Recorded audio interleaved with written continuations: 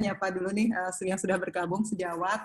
Ada yang beberapa sepertinya yang tidak apoteker ya, tapi berminat untuk mengikuti kuliah Bu Prof, Bu. Ya, silahkan. Ayo. Ada teman dari Fakultas Kelautan ini, dari Udayana. Ya, biologi dan kimia sepertinya. Oke. Selamat sore, Bapak dan Ibu sekalian, Bu Prof yang terhormat, terima kasih atas waktunya. Jadi hari ini kita akan sharing materi kuliah kimia bahan alam kelautan oleh Bu Prof Dian. Mungkin sebelumnya saya bacakan dulu sekilas CV beliau. Mudah-mudahan memotivasi saya terutama yang masih sangat muda. Ya, Prof Dian Handayani, Bu Prof. Jadi Ibu Prof, wah ini penelitian beliau, mungkin ada yang tertarik nanti untuk bekerja sama atau nanti menimba ilmu dengan Bu Prof. Ini adalah riset beliau, nanti bisa mungkin dilihat di Sinta. Ya. Jadi Bu Prof ini riwayat pengalamannya banyak sekali ya Bu Prof. Dia lahir 17 Mei, Bu Prof. Sehari beda dengan saya, Bu. Iya, sama-sama bintang. Iya. Pendidikan di UNAS, Ibu ya, kemudian S3-nya di Wurzburg, benar nggak saya ini spellnya? Iya, benar, ya. Ya, ada ya Bu Prof. Siap. Oke, jadi ini memang arah sekali penelitiannya di marin biologi ya Bu Prof. Ya. Ini riwayat profesional, oke. Sekarang beliau menjabat sebagai Kalab Kimia Bahan Alam. Sebelumnya sempat KPS Magister, Bu ya, Sekretaris Pradipta Tua, Asesor LAMPTK. Wah, ini tepuk tangan sekali nih, 2015 sekarang. Ya, ini reviewer juga Bu ya, di beberapa. Ya, silakan mungkin adik-adik mahasiswa ini yang mau submit jurnal. Ya, beliau ada di reviewer di beberapa jurnal internasional, mungkin bisa dibantu di sana nanti Bu Prof. Ini pengalaman penelitian, wah banyak sekali Bu Prof. Kemudian ada publikasi, mungkin bisa dilihat kembali di Sinta. Oke, menginspirasi sekali Bu Prof. Oke, kita mulai kuliahnya, mungkin silakan Bu Prof. Mungkin kurang lebih 1 jam ya, nanti kita akan bergabung. Ya. Disertai dengan tanya jawab. Nanti kalau misalnya lebih ya kita spare 10-20 menit. Monggo Bu Prof, siapa tahu nanti punya pertanyaan. Silahkan Bu. Iya. Terima kasih Ibu.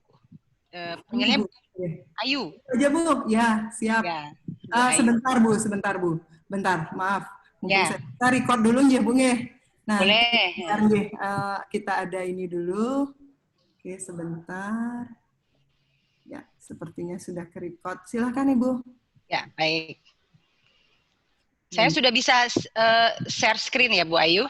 Saya saja, terserah Ibu yang, saya yang bisa share sepertinya Bu Prof. Sebentar, nggih, sudah Bu. Oh ya, baik. Ya. Baik, bismillahirrahmanirrahim. Assalamualaikum warahmatullahi wabarakatuh. Yang saya hormati ibu-ibu, seluruh peserta webinar yang tidak bisa disebutkan namanya, salam kenal semuanya. Mungkin ada yang ibu dosen farmasi, ada ibu dosen dari bidang ilmu lain, dan para mahasiswa farmasi yang saya juga nggak tahu ini dari mana aja institusinya ya Bu Ayu ya, nggak bisa record ya di ini pakai dapat sertifikat nggak peserta nih kira-kira? Dapat Bu Prof. Nanti di sana ada institusinya. Ada ya. Baik, ya. Jadi pertama saya mengucapkan puji dan syukur kehadirat Allah Subhanahu Wa Taala atas berkat rahmat yang Maha Kuasa, kita masih diberi kesempatan, kesehatan, bisa hadir di acara webinar yang menarik ini. Saya juga teriring sholawat dan salam kepada Nabi besar junjungan kami, Nabi Muhammad, Allahumma shalli ala Muhammad wa ala lisan Muhammad, dan seterusnya salam sejahtera buat semua rekan-rekan sejawat, para mahasiswa farmasi semuanya, atau para mahasiswa yang juga bukan di bidang farmasi. Saya ucapkan terima kasih yang besar sekali. Saya merasa merupakan suatu kehormatan untuk bisa sharing pengalaman, sharing pengetahuan di webinar ini. Jadi nanti kita nggak usah terlalu serius, kita cerita-cerita aja ya, karena nih sore-sore minggu jangan serius banget ya. Nah kalau nanti ada yang nggak paham boleh di-interrupt ya, di-interrupt, boleh nanya langsung, kita diskusi lancar aja, diskusi nggak usah terlalu serius gitu. Jadi kalau ada Bapak Ibu yang ingin menyela, silahkan. Jadi saya mengucapkan terima kasih sekali kepada APTFI yang sudah memberikan slot waktu kepada kami. Saya ditunjuk oleh Ibu Dekan, Ibu Profesor Fatma Sriwayuni waktu itu untuk bisa ikut bagian dalam acara kuliah kefarmasian di APTFI ini. Baik, saya memilih judulnya Kimia Bahan Alam Kelautan. Ini merupakan salah satu mata kuliah elektif di program studi sarjana farmasi, Fakultas Farmasi Universitas Andalas. Jadi mata kuliah ini adanya di semester genap sebagai mata kuliah elektif, semester 6 ya. Jadi mata kuliah ini boleh diambil oleh mahasiswa yang sudah ada di semester 6. Jadi mereka syaratnya sudah lulus mengambil mata kuliah kimia bahan alam dan mata kuliah farmakognosi. Demikian juga mata-mata kuliah yang lain yang menunjang untuk bagian biologi farmasi seperti analisa fisikokimia, metode pemisahan, analisa farmasi dan sebagainya. Silakan next. Nah ini dia, jadi mata kuliah ini ada 2 SKS. Slide selanjutnya. Ya, jadi pada mata kuliah ini adalah deskripsi singkat. Kita akan membahas semua aspek kimia bahan alam, terutama yang berasal dari laut. Ya, dan demikian juga yang tertarik bagi kita tidak hanya senyawa kimianya, tetapi bioaktivitasnya. Dan ya tujuannya tentu saja dengan mempelajari mata kuliah ini, maka mahasiswa akan mengetahui bahwa sumber obat-obatan itu tidak hanya ada di darat, tetapi tersedia banyak sekali di laut. Dan tidak hanya sebagai sumber bahan obat-obatan, tetapi juga sebagai bahan industri lainnya, nutraceutical baru dan sebagainya. Selanjutnya, slide berikutnya. Ya, jadi pada mata kuliah ini kita akan buat tahapan-tahapannya atau silabusnya. Yang pertama untuk sejarah perkembangan ilmu KBA kelautan dan kendala yang dihadapi, dan juga tentang penemuan obat baru dari laut, itu yang akan saya sampaikan pada waktu yang cukup singkat ini. Sebenarnya bahan-bahan yang lain seperti yang Bapak Ibu lihat di sini, ini adalah semua hal yang kami diskusikan dalam satu semester. Biasanya setelah UTS, saya akan membuat kelompok mahasiswa dan saya akan bagikan mereka jurnal-jurnal yang terupdate, terbaru, yang kaitannya dengan perkembangan ilmu kimia bahan alam kelautan. Nah, mereka saya kasih waktu untuk bekerja secara kelompok, lalu mereka presentasikan. Jadi itu yang sudah tahun ke tahun kita lakukan. Selanjutnya, ya, jadi untuk sejarah perkembangan ilmu kelautan, saya tidak langsung membahasnya, tetapi pada slide berikutnya, silahkan Bu Ayu, next slide. Nah, saya akan menyinggung kembali tentang metode penemuan obat modern. Nah, kalau kita bicara tentang penemuan obat modern di industri farmasi, yang paling berkompetensi adalah pada bagian research and development, atau disingkat R&D. Nah, di bagian inilah bagaimana peningkatan produktivitas R&D, yaitu peningkatan efisiensi R&D, utamanya adalah penurunan harga obat dan mempersingkat waktu ke pasar. Kita semua sudah tahu bahwa untuk melaunching, menciptakan obat baru ya. Obat anti kanker misalnya, itu waktunya sangat lama dan biayanya sangat mahal.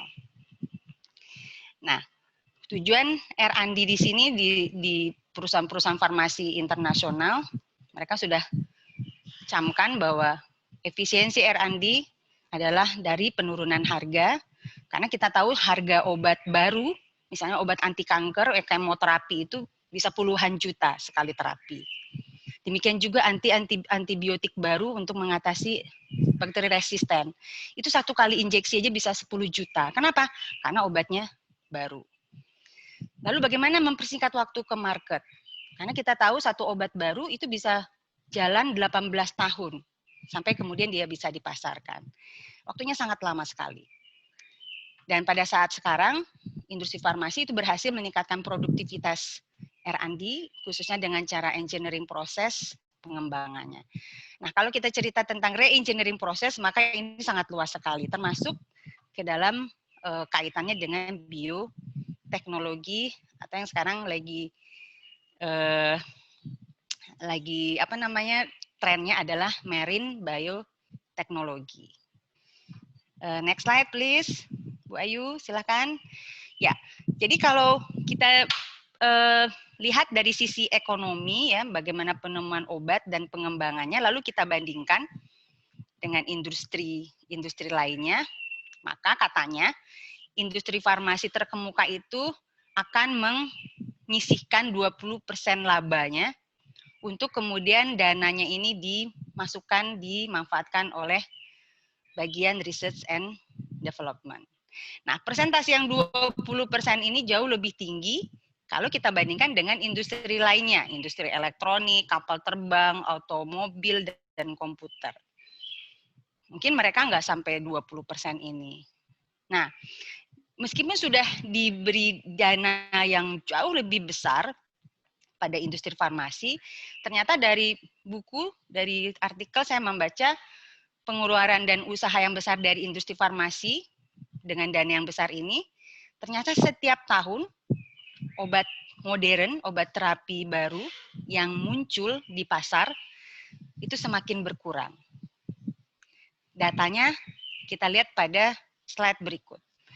Jumlah obat modern baru, ya Bapak Ibu, di tahun 1960-an tercatat ada 70 sampai 100 item obat baru.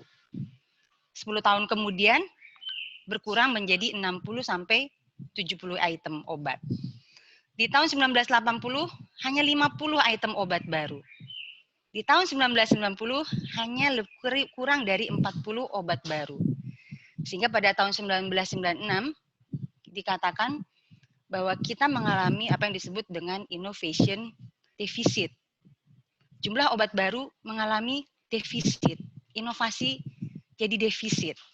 Lalu kenapa? Maka kita harus menemukan akar masalahnya. Kenapa sih obat-obat itu nggak gampang dibikin, nggak gampang kita create, ya? Nah, sebelum kita menjawab, maka semuanya mungkin sudah pernah lihat ini grafik ini, periode rata-rata tahapan penemuan obat dan periode pengembangannya. Jadi dalam mengembangkan suatu obat, maka kita lihat di sini rata-rata ada 16 tahun. Lalu 16 tahun itu untuk apa saja? Sekitar 4 tahun sampai 1 sampai 5 tahun itu untuk drug discovery. Ini yang sekarang sering yang paling utama sering dilakukan di universitas. Dan saya sendiri ikut bagian di drug discovery, artinya penemuan senyawa model, lead structure untuk menjadi cikal bakal atau kandidat obat. Ini juga tahap berikutnya preclinical testing, pengujian praklinis dengan hewan percobaan. Ini juga sering kita lakukan di universitas, ya. Nah, ketika suatu kandidat obat senyawa bioaktif lulus praklinis masuk ke clinical phase 1, ke fase klinis 1, 2, 3 dan seterusnya. Ya, sampai ke post marketing testing itu ada di tahap terakhir. Dan kira-kira ini ada 16 tahun. Oke, selanjutnya Bu Ayu. Nah, kemudian dikatakan bahwa untuk satu item obat itu bisa ratusan miliar yang diinvestasikan. Lalu dari dana yang banyak itu kira-kira habisnya di mana aja? ternyata persentase yang paling banyak dihabiskan itu ada di evaluasi klinis, terutama di fase 1, 2, dan 3. Itu bisa mencapai 28,3% dari dana yang dibutuhkan. Tapi kalau yang lainnya tidak banyak. Baik, berikutnya. Ya, jadi innovation deficit itu ternyata disebabkan oleh meningkatnya kebutuhan obat yang aman. Dari waktu ke waktu, jumlah rata-rata pengujian klinis untuk aplikasi obat baru, new drug application itu semakin lama semakin banyak. Kalau di tahun 70 hanya 30 pengujian, maka di tahun 90 pengujian klinis ada 70 item. Dan pada tahun 1980 itu diperlukan 1.500 sukarelawan untuk NID ini. Nah, saat sekarang malah lebih banyak lagi. Lebih banyak, itu sekitar 4.000 pasien sukarelawan. Jadi, intinya peningkatan kebutuhan obat baru yang aman itu akan mengakibatkan bertambah lamanya waktu yang dibutuhkan dalam proses pengembangan obat baru. Sama halnya sekarang untuk mengembangkan vaksin COVID-19. Itu ternyata memang nggak bisa instan. Jadi total waktu yang dibutuhkan dalam proses pengembangan obat baru dari tahun ke tahun memang bukannya semakin pendek, tetapi semakin bertambah panjang. Jadi tahun 1990-an itu menjadi 14,9 tahun. Oke, jadi kesimpulannya keamanan obat merupakan faktor yang tidak bisa dikompromikan, sehingga hal yang sangat dibutuhkan adalah adanya metode yang dapat meningkatkan produktivitas R&D yang bisa mengakselerasi penemuan obat dan mengurangi tingkat kegagalan selama proses pengembangan obat. Jadi memang banyak sekali suka duka dalam mengembangkan obat ini. Sudah banyak sekali biaya yang dikeluarkan untuk mengisolasi senyawa bioaktif, tapi ternyata dia sangat toksik. Itu bisa saja kemudian masuk ke tempat sampah dalam penelitian uji klinis misalnya. Nah, kita semua tahu bahwa tumbuhan merupakan sumber utama penghasil senyawa kimia bioaktif. Tumbuh-tumbuhan adalah sumber utama kandidat obat. Hampir semua obat yang kita pakai secara klinis itu 25% dari tumbuhan, 12% dari mikroorganisme, antibiotika misalnya, dan sisanya merupakan obat-obat sintetis. Nah, ini yang akan kita sorot. Lalu obat yang berasal dari laut bagaimana? Ya, apakah di antara teman-teman, Bapak Ibu sudah pernah menggunakan obat dari laut? Ya, dan coba perhatikan bahwa di bola dunia ini yang warna biru itu adalah laut. Ya, jadi hampir 70% permukaan bumi itu ditutupi oleh laut. 30%-nya hanya daratan. Artinya apa? Artinya biodiversitas flora dan laut itu semestinya jauh lebih banyak ketimbang yang ada di daratan karena dia luas sekali. Diperkirakan itu meliputi jenis organisme laut itu diperkirakan meliputi setengah dari jumlah total diversity global yang ada di dunia. Dan estimasinya antara 3 juta hingga 500 juta spesies ya. Tapi kita nggak bisa tentukan berapa sih jumlahnya yang exactly. Jumlah spesies yang ada di laut itu berapa sih exactnya tidak bisa. Karena memang kendalanya adalah mengidentifikasi makhluk hidup yang ada di laut dalam. Sementara untuk tumbuhan laut sendiri jumlahnya memang lebih sedikit ketimbang yang ada di darat. Kenapa? Ya karena kendalanya keterbatasan dalam mendapatkan sinar matahari. Sinar matahari bisa menembus laut hanya sampai kedalaman tertentu. Akibatnya jenis tumbuhan laut menjadi sangat sedikit. Lalu kendala-kendala lain utamanya kenapa kimia bahan alam kelautan itu sedikit perkembangannya itu lebih lamban dibandingkan KBA tumbuhan atau fitokimia. Ini merupakan kendalanya. Yang pertama ethnomedical history, sedikit sekali yang dilaporkan. Jadi sejarah penggunaan pengobatan tradisional di masyarakat ya terhadap bahan-bahan alam dari laut itu sedikit sekali yang dilaporkan. Beda dengan tumbuhan. Kalau tumbuh-tumbuhan dari zamannya Dioscorides, kita sudah memanfaatkan tumbuhan sejak manusia itu sendiri muncul di permukaan bumi. Kita tahu buku pertama yang digunakan untuk mengkoleksi pemanfaatan tumbuhan adalah Materia Medica, yang pertama sekali dibuat oleh Dioscorides, bapak ilmu farmasi. Nah, senyawa tertua yang dilaporkan dari laut itu adalah zat warna purpur di 1600 sebelum Masehi. Nah, zat warna ini berasal dari keong laut Murex.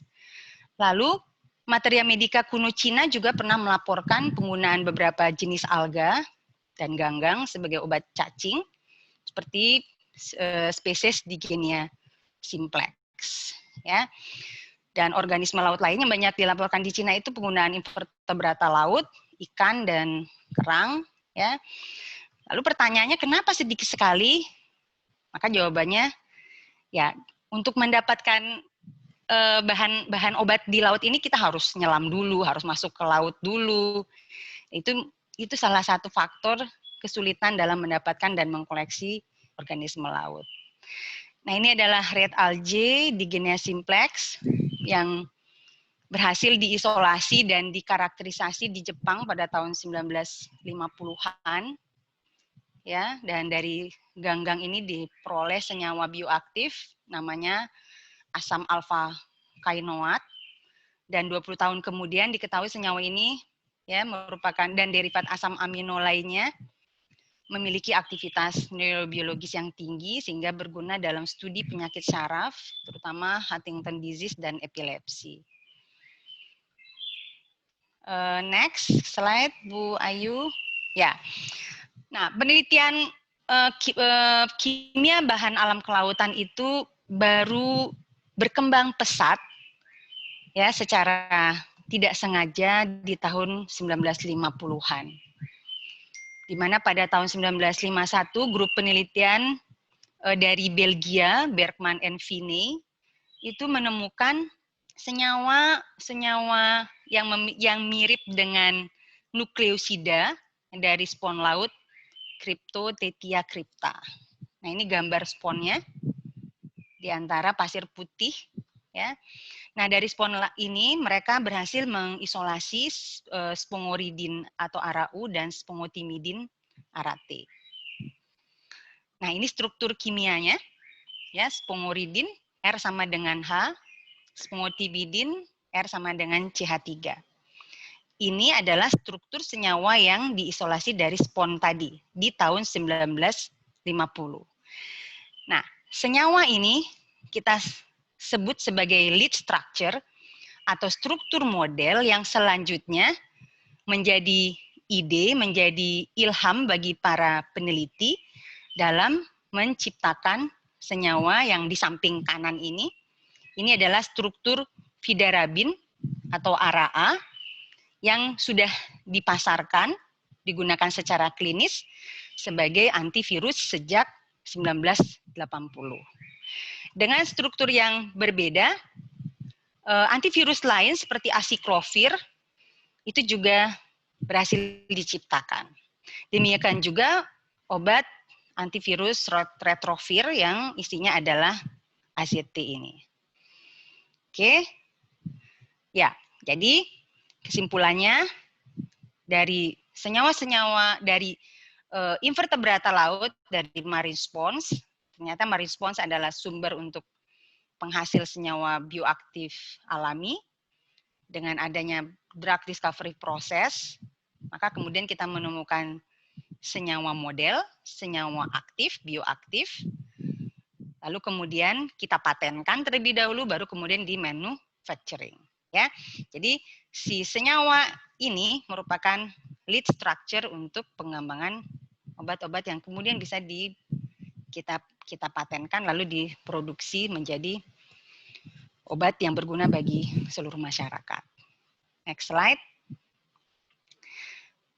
Setelah penemuan arau dan arate tadi pada tahun 1969 ditemukan derivat prostaglandin pada soft coral, dan tahun-tahun berikutnya perkembangan pesat itu terjadi ya dengan adanya banyak sekali penelitian terhadap senyawa metabolit sekunder laut atau perkembangan dari penelitian kimia bahan alam kelautan. Dan kita juga bisa lihat pada jurnal-jurnal yang terbit di 1977 sampai dengan 1987 itu diperkirakan hampir lebih dari 2.500 senyawa metabolit sekunder dilaporkan berasal dari laut. Di tahun 1999 sudah terbit lebih dari 200 publikasi ilmiah tentang struktur dan bioaktivitas senyawa bioaktif laut ini. Dan apabila kita ingin lihat lebih detail lagi pada MarineLead, database MarineLead, maka kita bisa mengetahui di sini lebih dari 13.000 senyawa kimia dari laut yang sudah ditemukan itu di tahun 2001 ya, sudah 20 tahun yang lalu. Maka saat sekarang tentu saja jumlahnya akan sangat banyak sekali. Dan terutama senyawa-senyawa yang dilaporkan itu adalah golongan alkaloid, peptida, terpenoid, steroid, fenilpropanoid dan sebagainya. Dan menariknya makhluk hidup yang ada di laut, ya, organisme laut ini merupakan sumber potensial ya dari data ini kita bisa simpulkan bahwa makhluk hidup yang ada di laut itu merupakan sumber potensial penghasil senyawa bioaktif alami, di mana strukturnya sangat beraneka ragam, ya, demikian juga bioaktivitasnya juga sangat beraneka ragam, dan yang paling menarik bahwa struktur yang beraneka ragam ini tidak kita temukan pada struktur senyawa kimia alami dari tumbuhan. Ya. Nah, senyawa bioaktif laut yang telah dikarakterisasi ya sudah masuk ke dalam jurnal internasional itu seringkali gagal diproses lebih lanjut menjadi obat-obatan baru. Kenapa? Ya, karena alasannya tidak terdapat informasi mekanisme kerja farmakologis zat aktif, dan yang utamanya senyawa-senyawa yang sudah dipublikasi ya di jurnal bereputasi itu langsung otomatis jadi milik dunia. Maka dia akan kehilangan nilainya, nilai ekonominya bagi industri farmasi. Jadi gimana dong? Ya, pemerintah kita kan sudah menggalakkan sesuatu yang baru, sesuatu yang inovatif jangan langsung diviralkan, jangan langsung di-share ke masyarakat luas. Kita rangkul dulu atau kita gap dulu, jadikan itu milik kita dengan cara membuat hak patennya. Ya. Nah, kalau sudah keluar patennya, baru kemudian kita teliti lebih lanjut. Baik, penelitian KBA terestrial ya dari tanaman itu umumnya fokusnya terutama pada mikroba, jamur, dan tumbuhan tingkat tinggi. Tetapi penelitian kimia bahan alam laut 50% ya, 58% itu di tahun 1977 sampai 1988, maka subjek atau objek utamanya itu adalah hewan invertebrata. Antara lain yang paling banyak diteliti di tahun ini, termasuk saya juga, bahan penelitian S3 saya adalah spon laut ini, Coelenterata, itu soft coral, dan tunicata. Oke, jadi perbedaan biokimia antara hewan dan tumbuhan, perbedaan faktor lingkungan dan evolusi di antara keduanya ternyata memang menghasilkan perbedaan produk biosintetik di antara keduanya. Oke, nah kita lihat lagi bagaimana distribusi senyawa kimia bahan alam kelautan pada masa dekade sebelumnya, tahun 77 sampai 1985. Ini saya ambil dari Natural Product Reproduction-nya Faulkner, ya, bahwa kita lihat di sini ada data 697, ya, bahan kimia alami dari laut yang diisolasi dari kelompok hewan Echinodermata. Lalu dari Coelenterata yang warna putih juga cukup banyak, dan 447 itu dari alga. Ya, jadi total di sini ada 1.700 senyawa kimia yang berhasil diisolasi. Dan persentase tertinggi penghasil produk alami saat itu di tahun itu adalah dari alga, dari ganggang, dari tanaman laut. Lalu 50% dari sekitar 1.700 tadi yang dilaporkan selama periode 8 tahun itu berasal dari invertebrata laut. Nah, persentase terkecil penghasil produk alami itu dari mikroba laut. Nah, kenyataan ini sekarang berbanding terbalik dengan yang ada pada saat sekarang. Saat sekarang kita nggak lagi mengisolasi, jarang sekali mengisolasi senyawa-senyawa kimia bahan alam langsung ke makhluk hidupnya, ke invertebrata lautnya. Melainkan kita mengisolasinya dari mikroba yang hidup di dalam organisme laut tadi, invertebrata laut tadi. Nah, di slide ini saya memperlihatkan bagaimana kompilasi data yang memperlihatkan distribusi senyawa kimia bahan alam yang mengandung nitrogen dengan yang tidak mengandung nitrogen.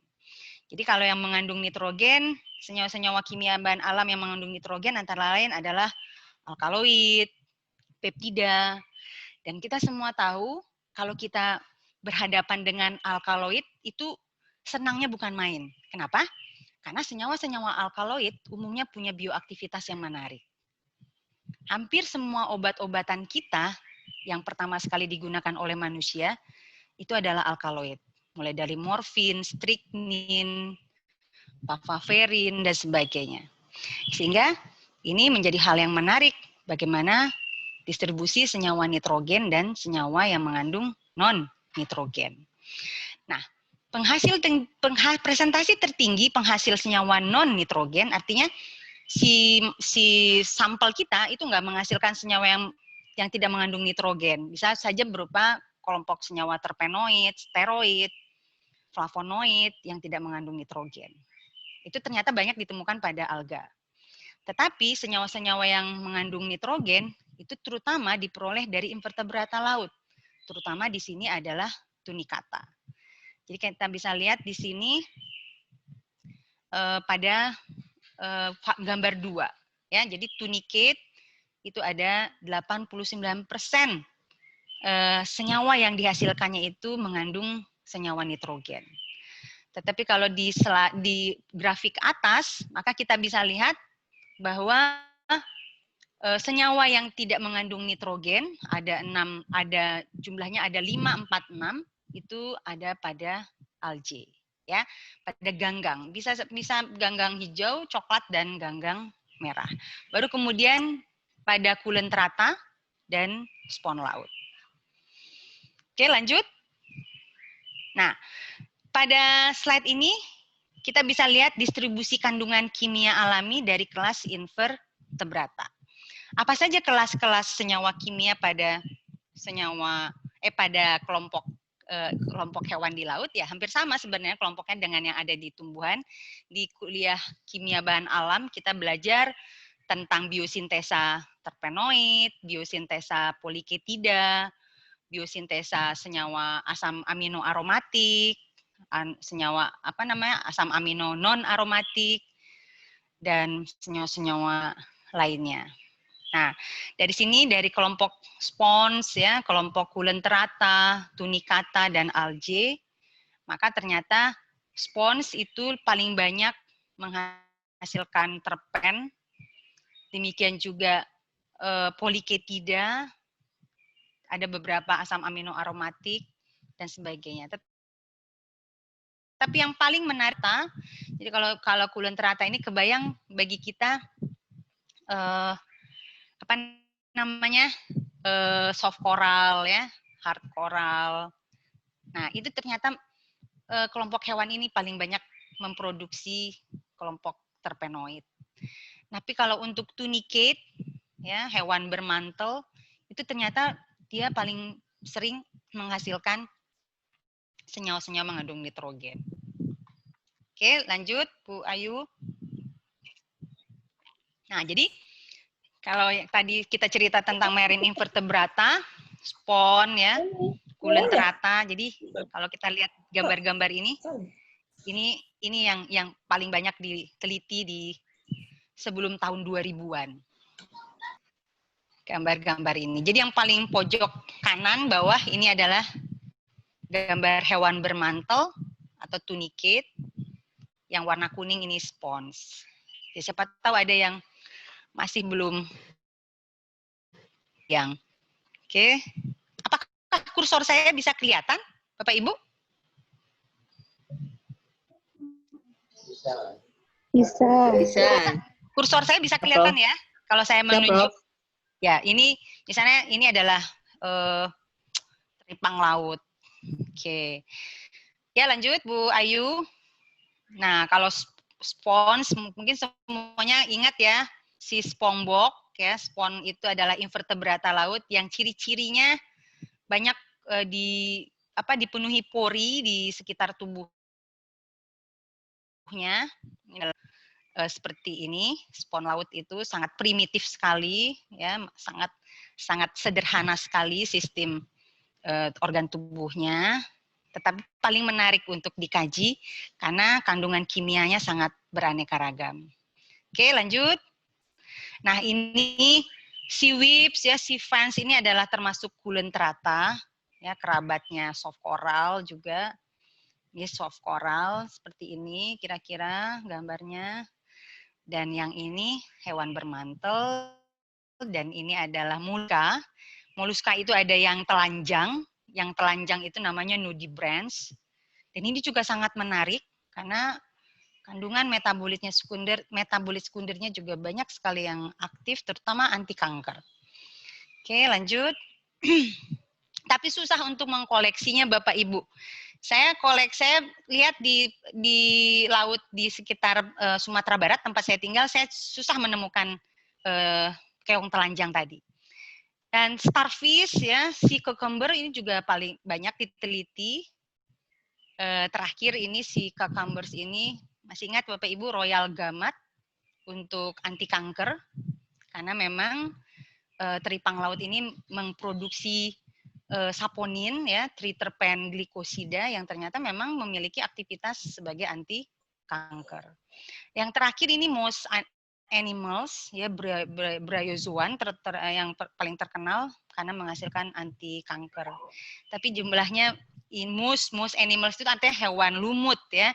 Kita tahu lumut itu sangat kecil ya, maka coba Bapak Ibu bayangkan untuk mengisolasi senyawa aktif pada mus ini kita perlu mengumpulkan misalnya 5 kilo massa. Kebayang nggak Bapak Ibu mengumpulkan mus ini di laut? Pasti susah sekali. Ya, tapi kalau teripang laut 1-2 kita isolasi lalu kita ambil triterpennya mungkin nggak masalah. Tetapi kalau untuk mus animal spon laut itu menjadi masalah dalam mengoleksinya dalam jumlah yang banyak. Nah, salah satu permasalahan dalam perkembangan penemuan obat dari laut juga terutama adalah mengumpulkan jumlah massa yang banyak. Oke, kita lanjutkan.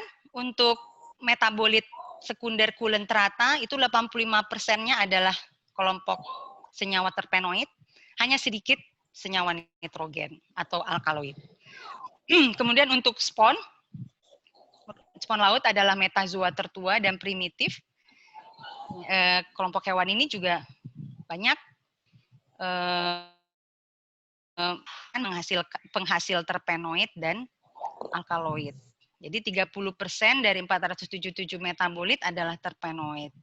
Dan 41% adalah senyawa yang mengandung nitrogen. Termasuk derivat isonitril, purin, pirimidin yang jarang ditemukan sebelumnya dari tanaman. Oke. Nah, untuk tunicate tadi, tunicata atau hewan bermantel, ya termasuk dalam filum Chordata, dia adalah hewan yang berlawanan dengan Coelenterata.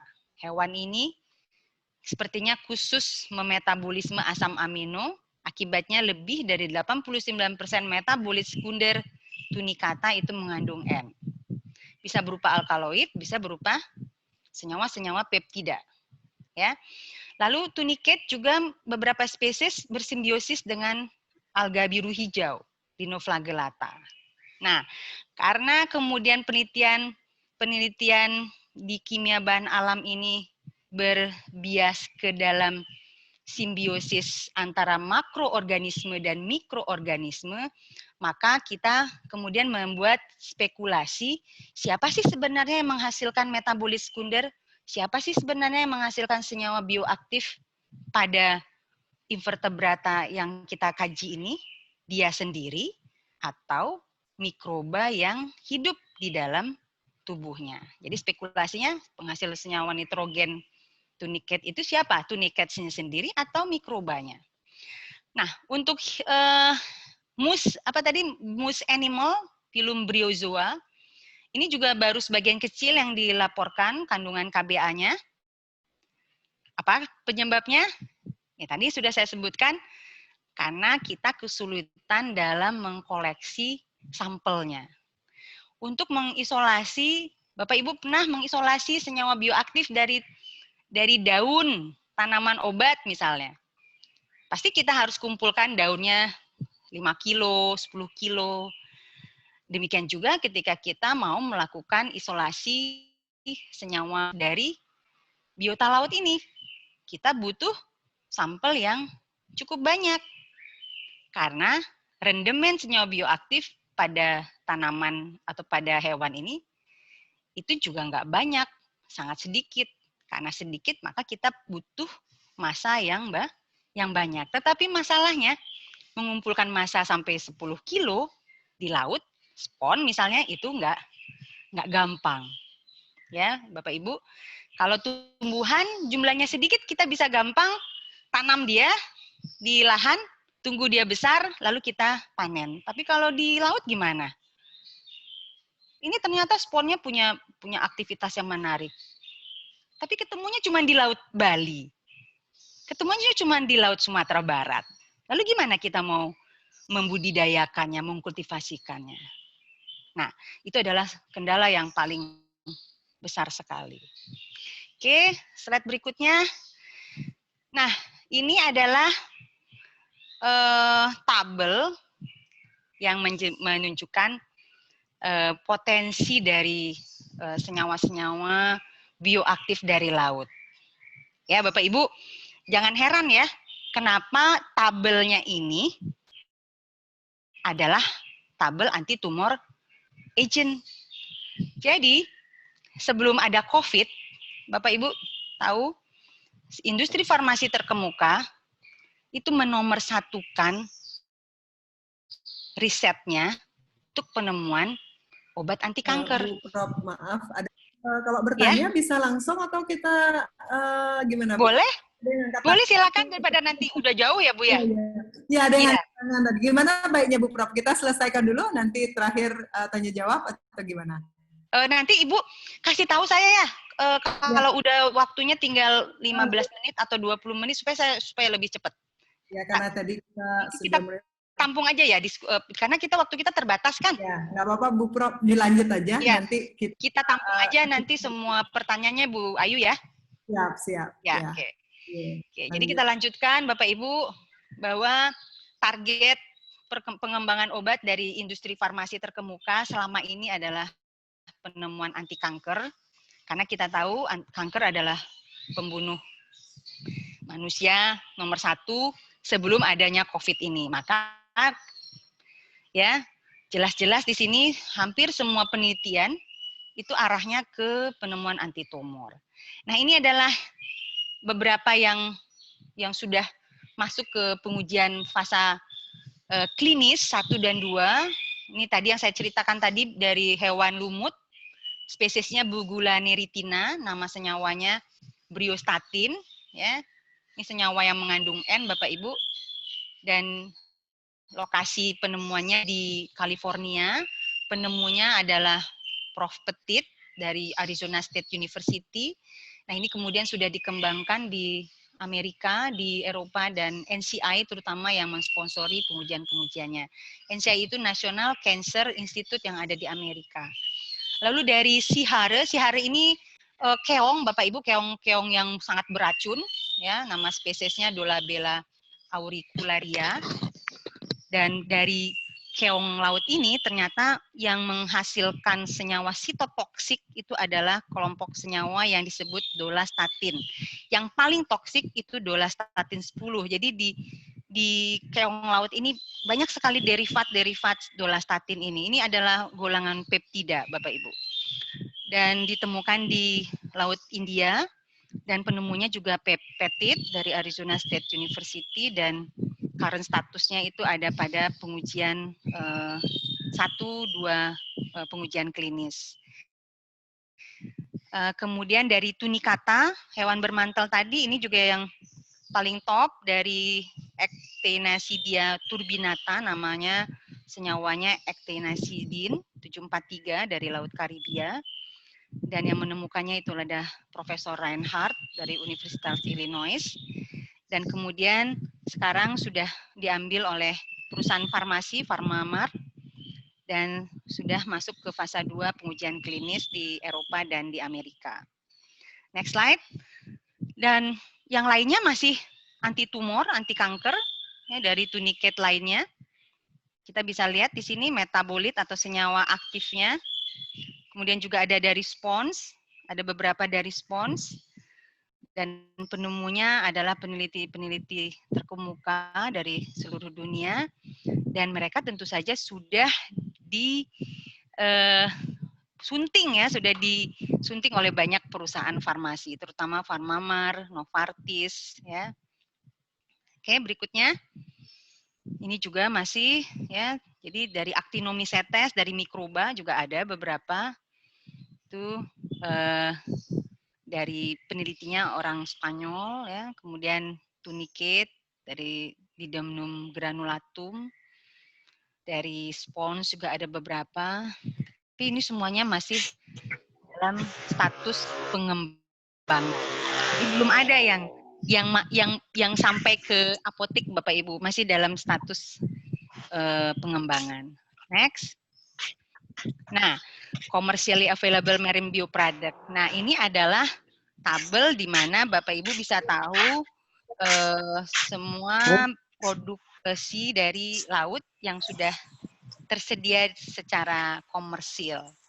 Jadi tadi produknya namanya ARA untuk antivirus, ya, berasal dari marine spons yang saya ceritakan tadi. Lalu bagaimana metode produksinya?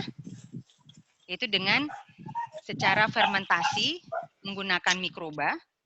Ya, jadi mikroba tertentu dia ambil, dan mikroba tadi menghasilkan analog, menghasilkan senyawa kimia yang memiliki struktur mirip dengan ARA.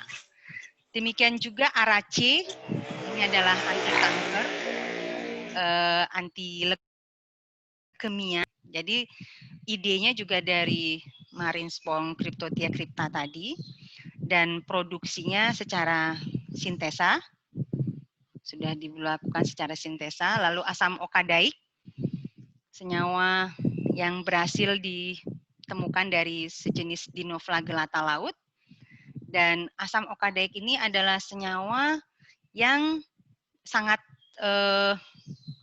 bioaktif dan sekarang digunakan untuk sampel dalam penelitian molekuler, terutama karena aktivitasnya sebagai inhibitor enzim fosfatase.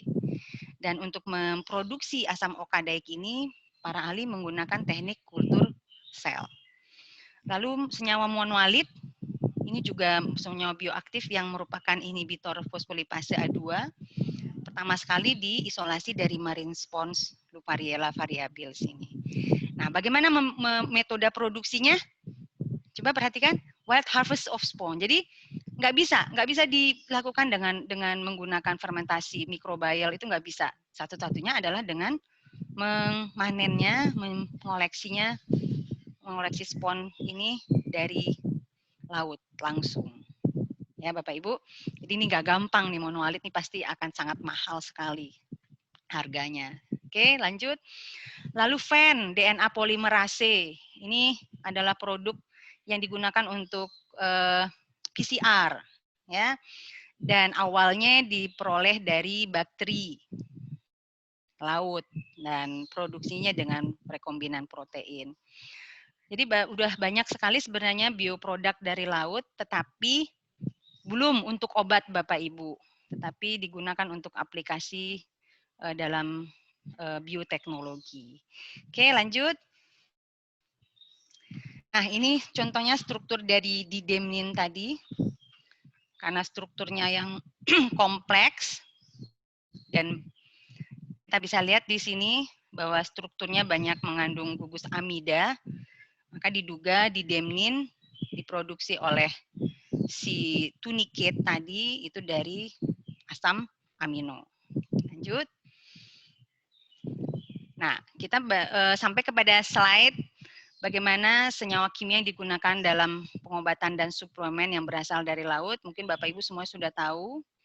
Ini adalah squalamin namanya, senyawa kimia yang merupakan golongan N, squalamin, ya, yang diisolasi dari hati dan perut ikan sejenis ikan hiu ini. Dan aktivitasnya bisa menghambat tumor, lawan tumor, dan juga digunakan sebagai suplemen makanan untuk meningkatkan sistem kekebalan tubuh. Oke, lanjut. Nah, slide ini juga merupakan senyawa kimia alami laut yang digunakan saat sekarang sebagai bahan kosmetika. Ini dari Pseudoptera georgia elizabetha, termasuk kelompok koral yang dari asalnya awalnya dari Karibia, disebut seaweed.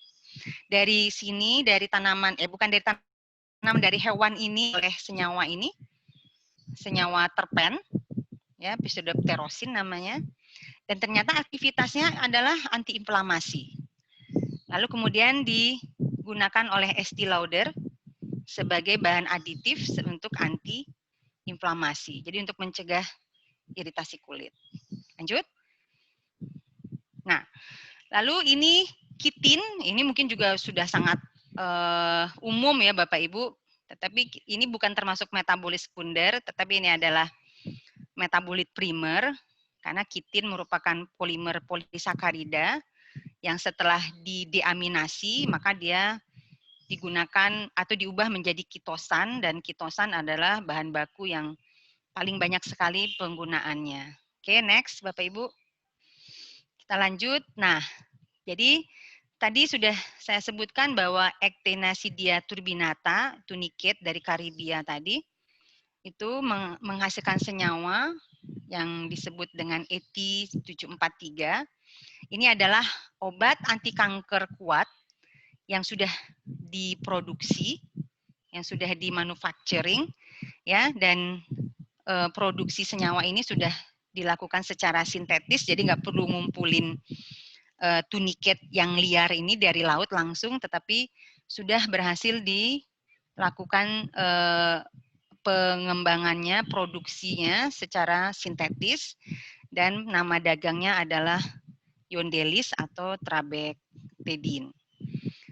Oke, lanjut.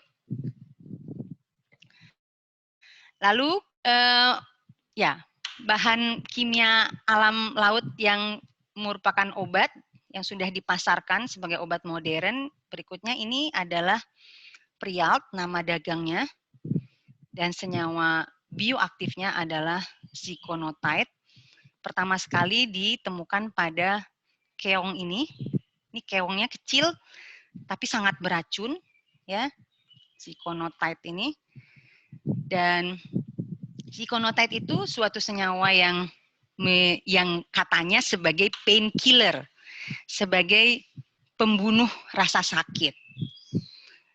Dan idenya kenapa obat ini betul-betul dibutuhkan? Idenya karena banyak sekali pasien-pasien kanker yang sudah di tahap lanjut, metastasi, itu katanya sakitnya luar biasa. Dia bisa hilang sakitnya baru setelah diberikan morfin, Nah, tapi kan kalau sering diberikan morfin, dia pasti akan lama-lama jadi kecanduan. Akibatnya kebutuhan akan painkiller itu sangat mendesak sekali. Dan itu mendorong peneliti untuk menemukan painkiller lainnya, sehingga ditemukan zikonotide ini. Ini adalah senyawa yang beraktivitas analgetik, tetapi memiliki mekanisme kerja tidak seperti seperti opium atau opioid gitu. Ya, jadi keongnya namanya Conus magus. Nah, selanjutnya ini adalah struktur kimia dari zikonotide. Dari struktur ini kita bisa lihat bahwa zikonotide itu adalah suatu peptida. Ya, dari struktur 3 dimensinya kita bisa lihat di sini bahwa ada beberapa rantai peptida yang menyusun zikonotide atau prial tadi. Next. Nah, selanjutnya obat anti kanker lainnya yang tadi sudah saya sebutkan adalah briostatin. Ini adalah gambar hewannya. Ini adalah kelompok mouse animal, hewan lumut, namanya Bugula neritina. Dan aktivitas briostatin ini sangat potensial sekali sebagai anti tumor, ya, dan untuk mengatasi Alzheimer juga dan mengatasi depresi. Coba perhatikan Bapak Ibu, strukturnya seperti ini sangat kompleks sekali, ya, mengandung makrosiklik yang cukup besar dan kemungkinan untuk disintesis akan sangat tidak gampang. Berikutnya, ya, untuk slide ini adalah foto-foto ikan. Ini kalau saya di kelas sering untuk membantu mahasiswa, kalau yang suka nonton SpongeBob pasti kenal Mr. Puff, Mrs. Puff. Mrs. Puff itu kalau kaget langsung badannya jadi gelembung besar kan, anak-anak pada ketawa. Karena memang si Mrs. Puff itu adalah ikan ini, bufferfish ini. Ya. Dan ikan ini sangat beracun. Kalau di Jepang, ikan ini namanya fugu. Dan di Jepang, koki-kokinya bisa membuat file ikan ini, daging ikan ini, tanpa menyentuh bagian yang sangat toksik. Jadi kalau kita nggak biasa mengkonsumsi ikan ini memang sangat fatal akibatnya, karena ikan ini mengandung neurotoksin. Oke, lanjut. Nah, neurotoksin yang dikandung oleh ikan beracun ini adalah tetrodotoksin. Kenapa namanya tetrodotoksin? Karena ikan ini termasuk famili Tetrodonticidae. Nah, setelah diteliti, ternyata pada pencernaan pada perut ikan ini terdapat mikroba, bakteri yang menghasilkan neurotoksin ini. Kita sebut tetrodotoksin. Lalu penelitian terpisah juga menemukan ternyata hewan-hewan laut yang beracun seperti gurita, kepiting beracun, ya, bintang laut, ternyata juga dia memiliki neurotoksin ini, tetrodotoksin ini. Setelah diteliti, kenapa bisa begitu? Ternyata di hewan-hewan ini terdapat mikroba atau bakteri yang menghasilkan toksin yang sama. Lalu kenapa hewannya tidak mati setelah menghasilkan tetrodotoksin ini? Nah, ini juga menjadi suatu kajian yang menarik. Ternyata mereka bersimbiosis dengan bakteri tadi lalu menghasilkan neurotoksin ini. Dan bagi makroorganisme itu sendiri, itu dijadikan sebagai senjata bagi mereka. Oke, lanjut.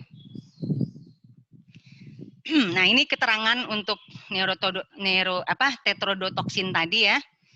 Jadi sangat toksik ya.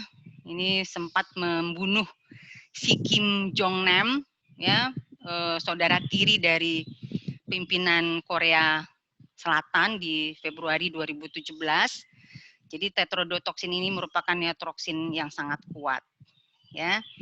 Dan kita bisa temukan tidak hanya pada pufferfish, ya, ikan bonta atau ikan buntel tadi ya, kalau bahasa Indonesia ikan buntel, tapi juga bisa ditemukan pada hewan-hewan invertebrata lainnya. Oke, lanjut. Oke, jadi kita sekarang bisa ambil kesimpulan bahwa potensi senyawa kimia bahan alam kelautan itu bisa digunakan sebagai bahan obat-obat farmasi, aplikasi biomedis lainnya, untuk industri makanan, produksi pertanian, dan produk kosmetik. Oke, berlanjut. Nah, jadi kita bisa simpulkan bahwa laut sebagai penghasil senyawa bioaktif alami.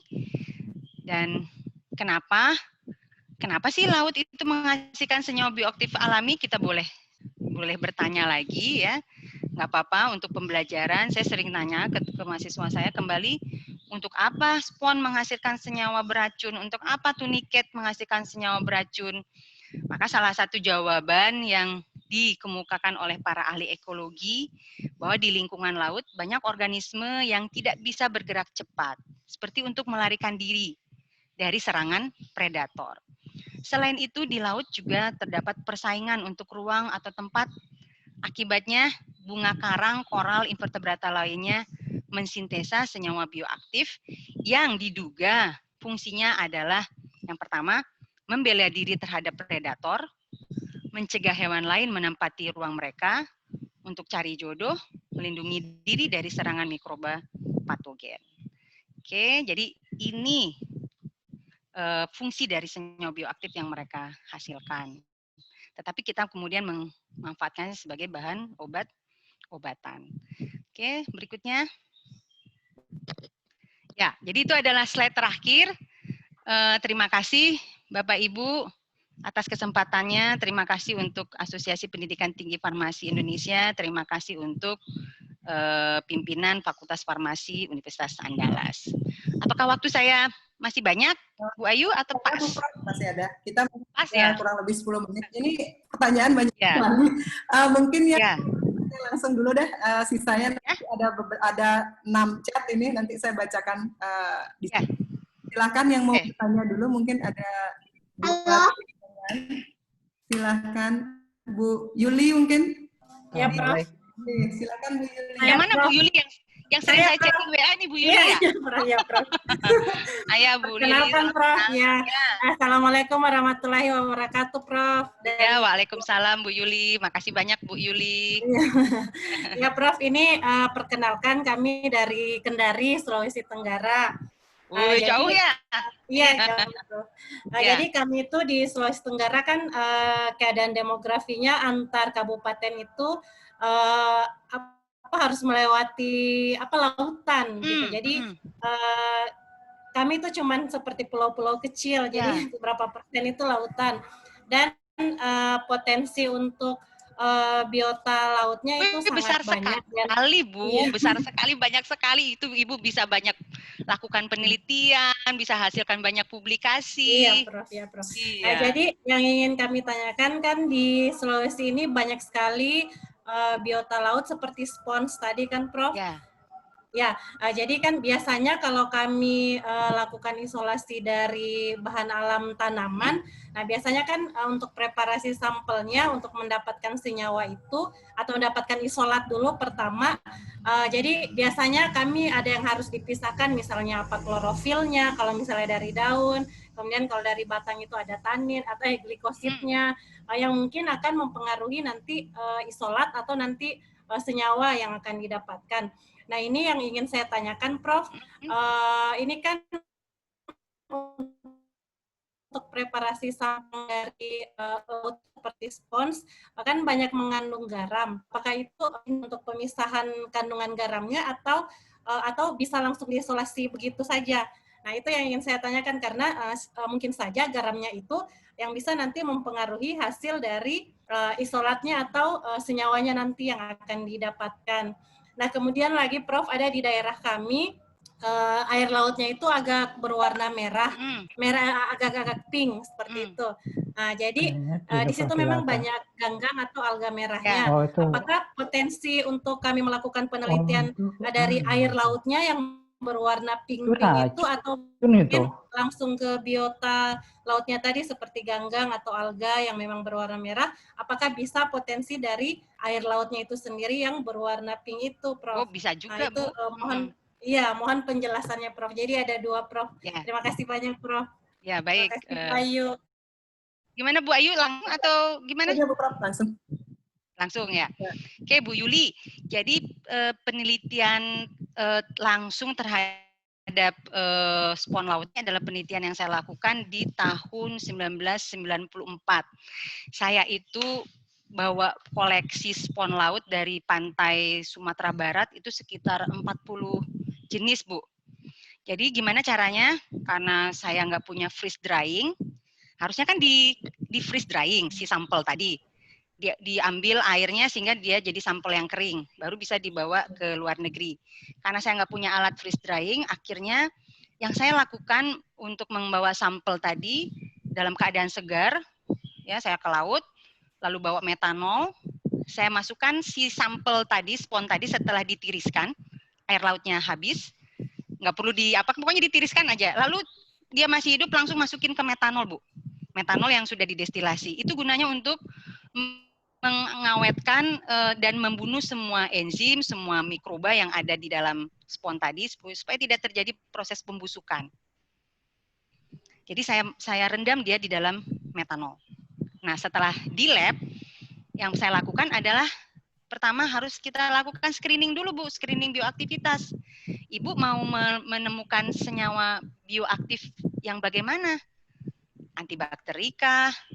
Sitotoksikah?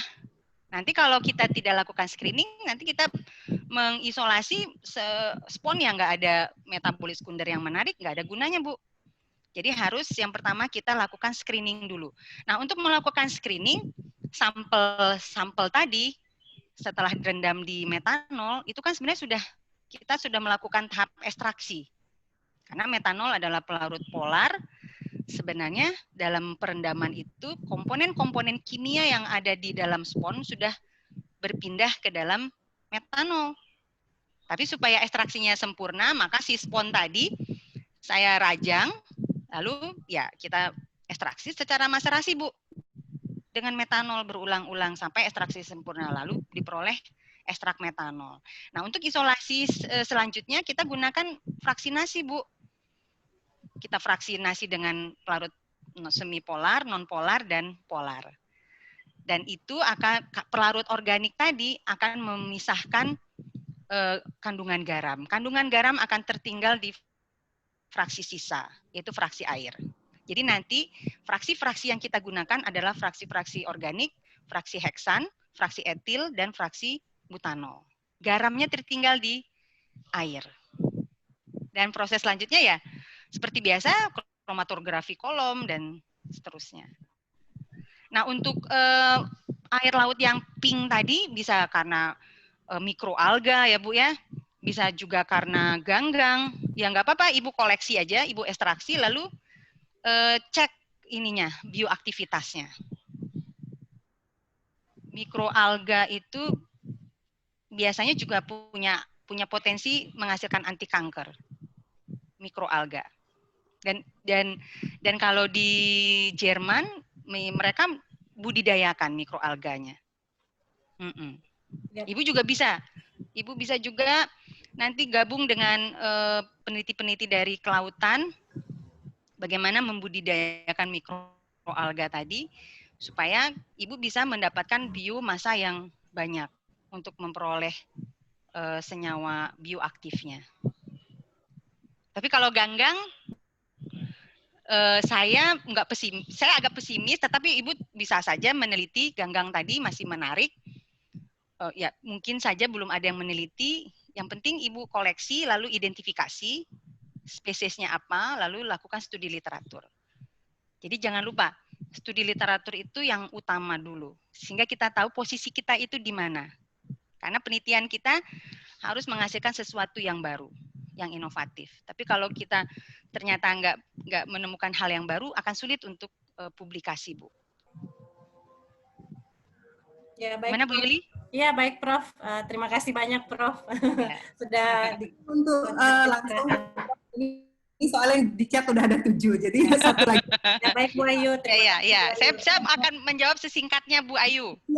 Ya, dari Pak Pinus silakan. Tadi ada mengangkat tangan beliau. Silakan Pak, monggo. Iya, terima kasih. Assalamualaikum warahmatullahi wabarakatuh. Waalaikumsalam Pak Pinus. Assalamualaikum Prof. Dian. Perkenalkan saya Pinus dari jurusan Farmasi Universitas Islam Indonesia Yogyakarta. Ya, saya ingin menanyakan, Prof.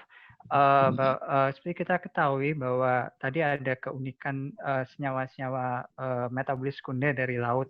Sepengetahuan saya, metabolis sekunder dari laut itu salah satunya adalah keunikannya memiliki senyawa-senyawa yang terbrominasi. Ya.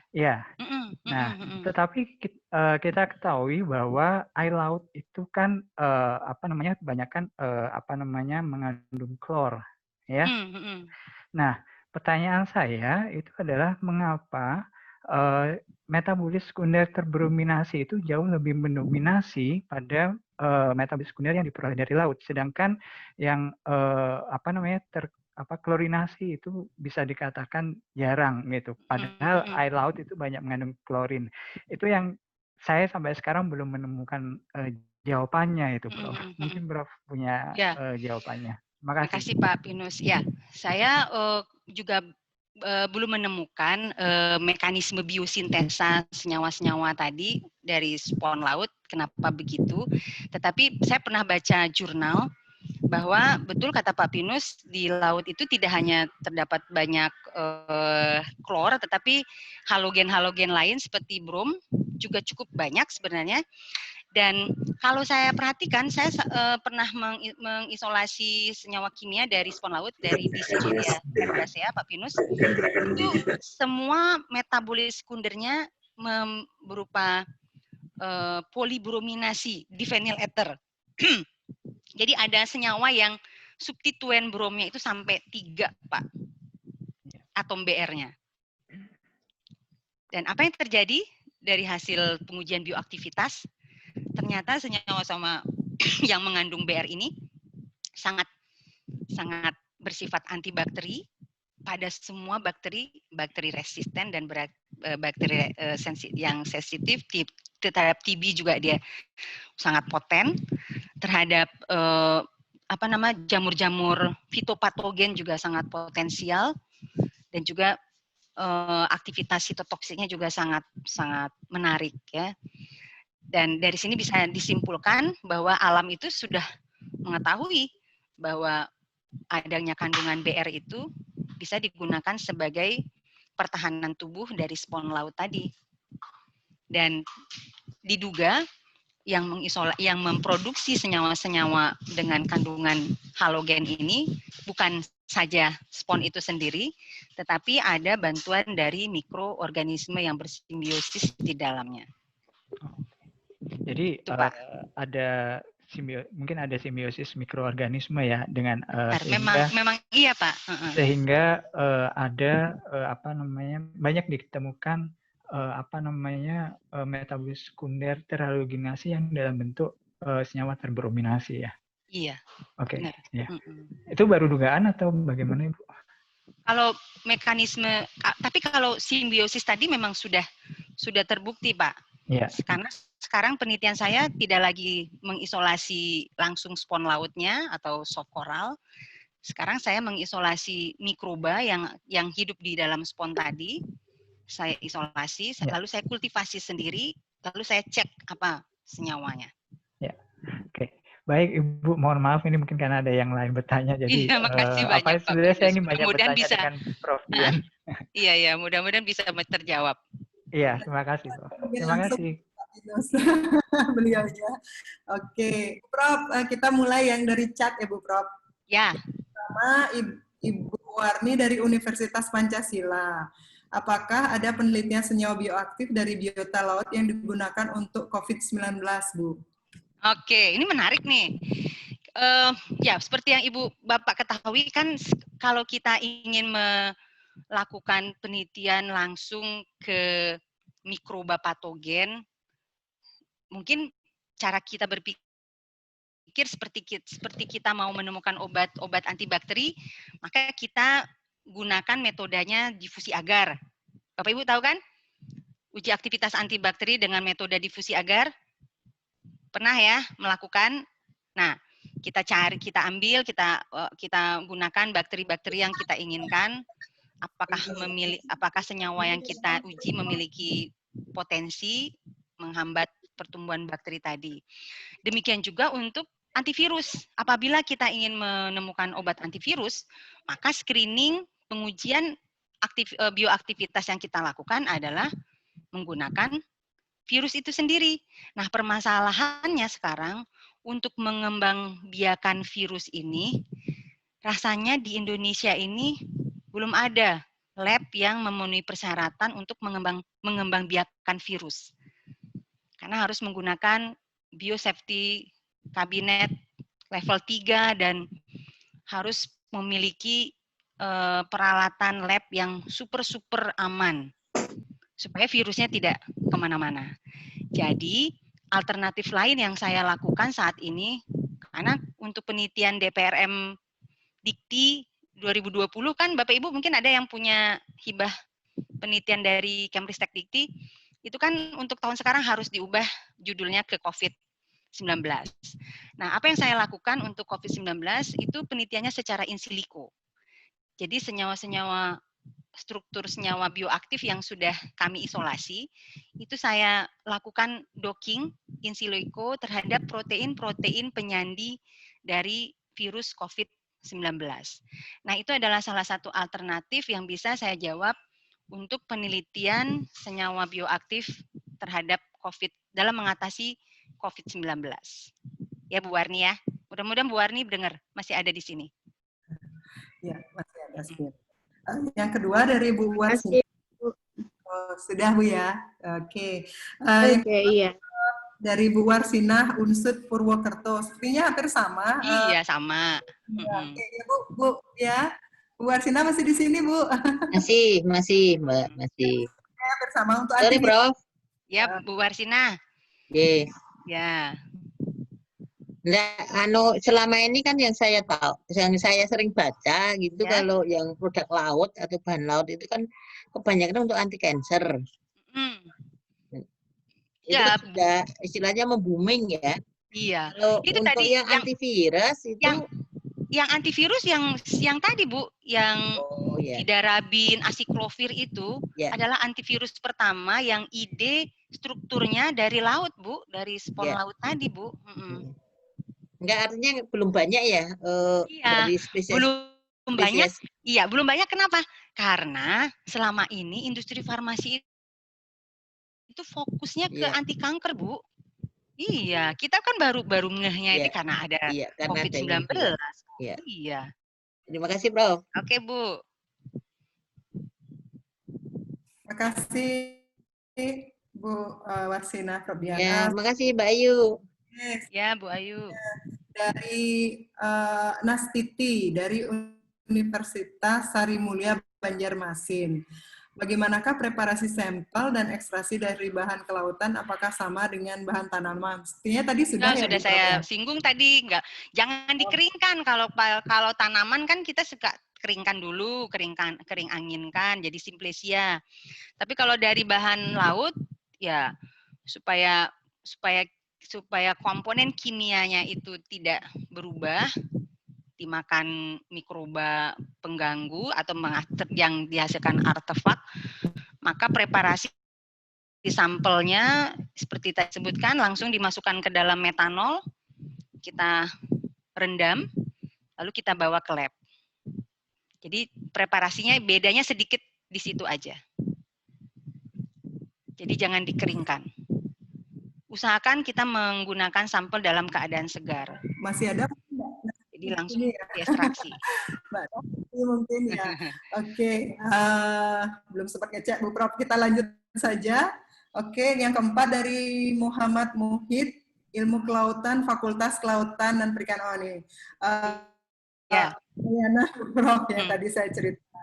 Oke, beliau bertanya, apakah ada metode untuk mendapatkan senyawa bioaktif dari racun duri ikan lepu batu atau stonefish, karena saya sempat membaca jurnal internasional dan artikel bahwasanya racunnya bisa digunakan untuk anti cancer.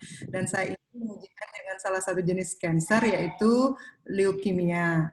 Mohon penjelasannya, Prof. Kalau dijadikan obat, prosesnya seperti apa?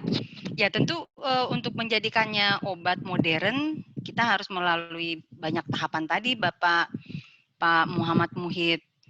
Yang bisa kita lakukan kalau Bapak ingin menelitinya, tentu kita mulai dari drug discovery, dari tahapan penemuan senyawa kimianya terlebih dahulu.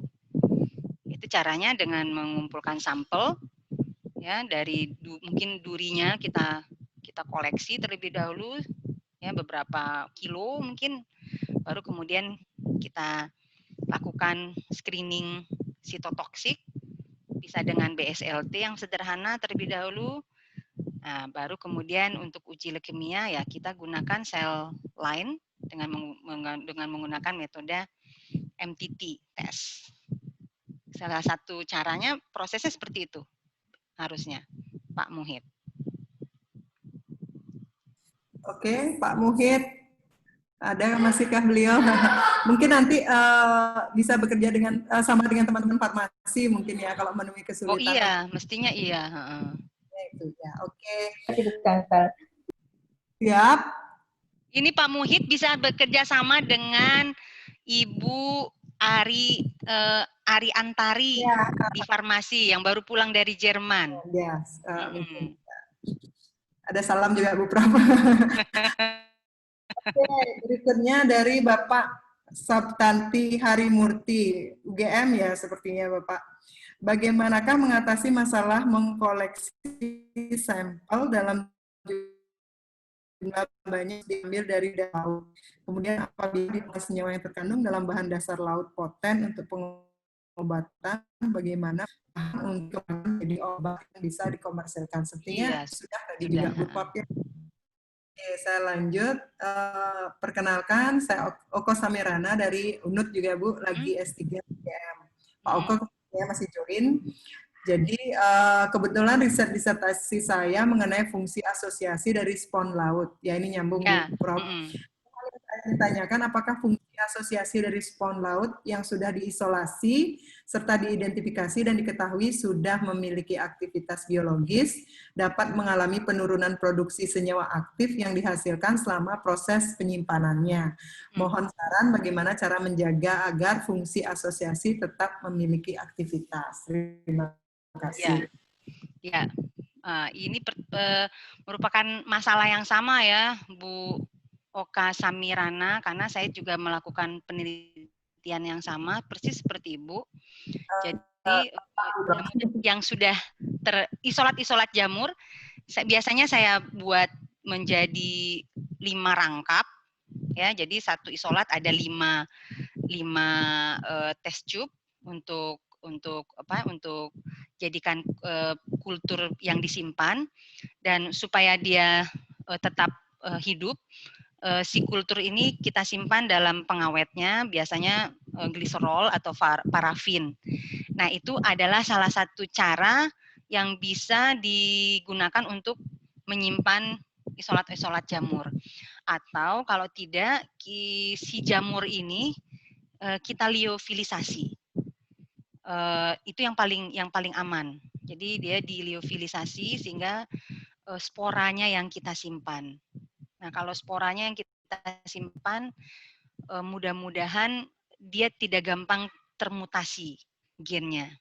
Tapi kalau dalam bentuk disimpan dalam lemari es, dalam parafin atau dalam gliserol, salah satu masalah ketika kita ingin remajakan, kadang-kadang udah mati dan nggak mau hidup lagi. Yang paling baik adalah menyimpan si jamur tadi dalam bentuk liofilisasi, seperti itu, dalam bentuk liposatnya, liofilisatnya. Gimana Pak Oke? Pak Oke? Baik, terima kasih Prof. Dian atas penjelasannya. Iya.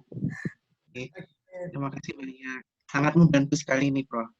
Iya, saya juga melakukan itu Pak Oke. Di kita belum bisa, di UNAN belum bisa. Saya kirim ke UI Pak, ke biologi UI. Mereka ke biologi UI. Kemarin saya coba kirim ke ICBB Bogor. Oh gitu, hanya untuk identifikasi Pak. Oh itu ya. Bogor. Tapi kalau untuk buat ininya iliofilisatnya, kan Bapak mau nyimpen tuh iliofilisatnya. Itu ke UI Pak, ke biologi UI. Oh baik Prof, baik Prof. Terima kasih informasinya Prof. Ya. Oke, yang berikutnya Bu Prof dari Prof Made Oke Adi Parwata, kebetulan senior saya di kimia. Udayana, beliau bertanya, kira-kira metabolit sekunder dari spon laut preparasinya sama dengan yang di darat atau untuk tanaman obat? Preparasi ini maksudnya isolasinya ya? Ya, untuk menarik metabolit. Iya, hampir sama. Saya gunakan hampir sama metodenya. Utamanya adalah kromatografi kolom. Persis sama, Pak. Ya. Ya. Enggak, Pak Prof. Oke, berikutnya Bu Prof. Ini yang ke-8 saya lewati dulu karena banyak pertanyaannya. Yang ke-9 dulu dan dari Dewa Ayu Arimurti, Sekolah Tinggi Farmasi Mahaganesa. Tertarik teliti diatom sebagai agen penghantaran obat khususnya di bidang nanopartikel. Kira-kira metode preparasi apa yang tepat untuk menggunakan diatom sebagai sistem penghantaran tersebut? Aduh, ini saya belum pernah membaca tentang diatom ini. Sistem penghantaran obat juga.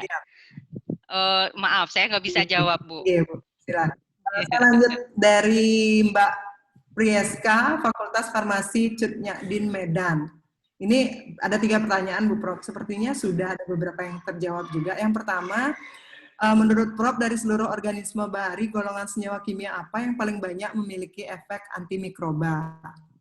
Yang kedua, bagaimana cara screening atau uji in vitro awal untuk menguji efek antivirus? Ketiga, bagaimana cara kita membudidayakan jenis organisme bahari yang sudah kita teliti supaya ketersediaannya berlanjut? Terima kasih Bu Prof. Sepertinya sudah ada beberapa PPT mungkin. Iya, golongan senyawa kimia yang paling banyak memiliki efek antimikroba itu beragam. Saya pernah menemukan seperti tadi senyawa golongan aromatik ya yang punya substituen brom ya, senyawa halogen itu antimikrobanya sangat potensial sekali. Kemudian ada beberapa golongan poliketida. Nanti Ibu-ibu bisa, Bu Priska bisa cek di jurnal-jurnal yang sudah kami tulis di ResearchGate bisa diunduh karena pakai dia open access. Kemudian juga golongan peptida ya dari Aspergillus spesies itu juga memiliki aktivitas antimikroba. Lalu untuk screening uji in vitro awal untuk menguji efek antivirus ini belum pernah Ibu Friska. Rasanya di Indonesia masih belum ada lab yang bisa melakukan uji efek antivirus ini. Dengan catatan kita langsung menggunakan virusnya sebagai subjeknya dan sampel kita gunakan ke virus ini. Itu belum ada. Terus bagaimana cara membudidayakan jenis organisme bahari yang sudah kita teliti juga masih belum ada. Misalnya saya menemukan senyawa aktif dari spon laut Haliclona fascigera misalnya. Sponnya sangat cantik, warnanya ungu. Itu susah sekali. Gimana membudidayainnya? Kita butuh partner dari biologi kelautan dan butuh lahan khusus untuk membudidayakannya. Mungkin si sponnya kita harus kultur jaringan dulu, kita biakan dulu banyak-banyak. Lalu nanti tunas-tunas si spon tadi kita lepas ke laut bebas, ke alam bebas. Lalu nanti kita biarkan dia tumbuh. Karena para peneliti sudah pernah mencoba membudidayakan spon ini dengan menggunakan aquariculture, tetapi ternyata setelah sponnya tumbuh, metabolit sekundernya yang mereka temukan beda. Metabolit yang mereka inginkan yang punya potensi bioaktivitas itu ternyata 0. Nah, dari situ para ahli mengatakan bahwa senyawa bioaktif yang dihasilkan spon itu sangat tergantung dari lingkungannya. Lingkungannya apa? Mikroba yang hidup di dalamnya. Jadi nggak gampang membudidayakan makhluk hidup laut ini. Demikian. Terima kasih banyak Bu Prof. Mengingatkan kembali untuk para peserta untuk mengisi linknya. Jadi nanti otomatis sertifikat. Bu Prof, sepertinya karena waktu, teman-teman akan, ini waktunya sholat juga. Iya, Bu Prof, ya. Sudah 5:30 ya, di mana di Jawa. Saya benar-benar nih presentasinya. Dan ini juga peserta sepertinya terbanyak juga ya untuk kuliah kita, 160. Oh ya, alhamdulillah. Jadi terima kasih banyak atas materinya hari ini Bu Prof. Ya, mungkin Bu Ayu. Ya, Kurnia ada yang mau disampaikan sekaligus menutup. Ya, selamat sore Prof Dian. Ini menarik sekali. Perkenalkan saya Kurnia, Bu. Ya, selamat sore Bu Kurnia. Ya, dari Unjani Yogyakarta. Mewakili dari mana, Bu? APTFI. Unjani Yogyakarta. Oh ya, Bu. Mungkin mewakili dari APTFI mengucapkan terima kasih sekali atas kesediaannya mengisi kuliah kefarmasian APTFI. Juga untuk Prof Fatma ya, yang selaku dekan yang mengizinkan dosennya untuk berkontribusi di sini. Harapannya ini akan selalu berkesinambungan, kita putar gitu ya, sehingga mahasiswa maupun dosen kita bisa, walaupun di tengah pandemi kita bisa tetap menambah ilmu kita ya bersama-sama gitu. Jadi terima kasih sekali lagi atas kesediaannya untuk para peserta. Semoga ilmunya bermanfaat untuk kita semua. Selamat sore, saya tutup. Assalamualaikum warahmatullahi wabarakatuh. Waalaikumsalam warahmatullahi wabarakatuh. Iya, terima kasih banyak. Terima kasih. Ya, makasih sama-sama Bu Yuli. Terima kasih materi. Siap Ibu. Ya, saya juga terima kasih sudah bisa memberikan sharing buat Ibu Bapak semuanya. Tanggapan Prof. Ya, makasih Bu Ayu. Diundang ke webinar di Sulawesi. Ya, silakan Ibu. Iya, Prof. Terima kasih Prof. Siap, ya. Terima kasih Pak. Kapan ketemu lagi. Ya, makasih Ibu. Assalamualaikum Prof. Waalaikumsalam.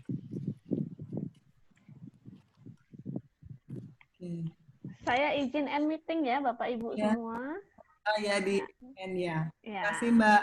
Ya.